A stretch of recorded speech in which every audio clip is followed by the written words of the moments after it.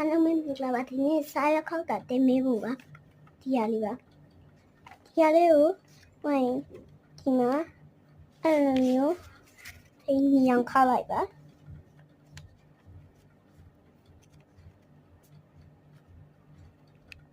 ဒီမျိုးလေးခောက်လိုက်ပါဒီမှာပါဒီမျိုးလေးဟာလိုဟာလေးကိုအဲ့လိုခောက်လိုက်ပါはいအမလေးကိုဒီလိုနားလေးကိုမျိုးလေးမျိုးလေး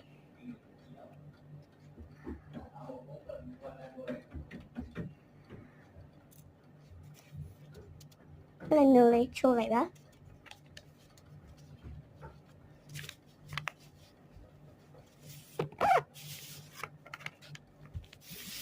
ဝိုင်းအပကိုလုပ်လိုက်ပါဒီတိုင်းမဲ့တော့ဒီဘက်ကတိုင်းမဲ့လုပ်ပါ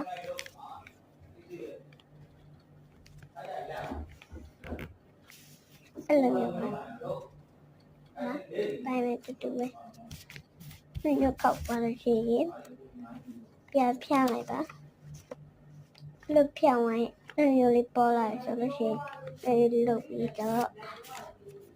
ဒီလိုမျိုးလေးခောက်လိုက်ပါ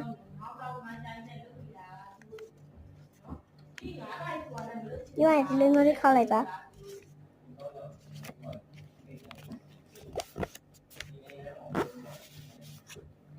ရပြီဆိုလို့ရှိရင်ဒီဘက်လည်းဒီတိုင်းပဲ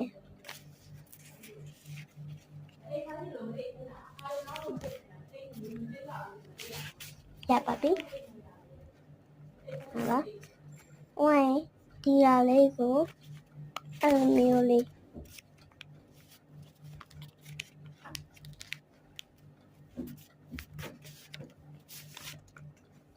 ခောက်လိုက်ပါ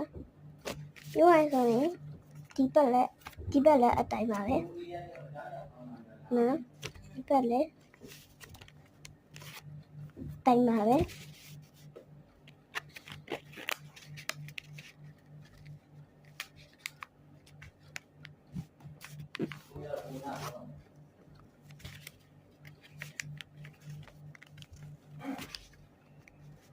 ကျင်းရလည်းကြိုက်တယ်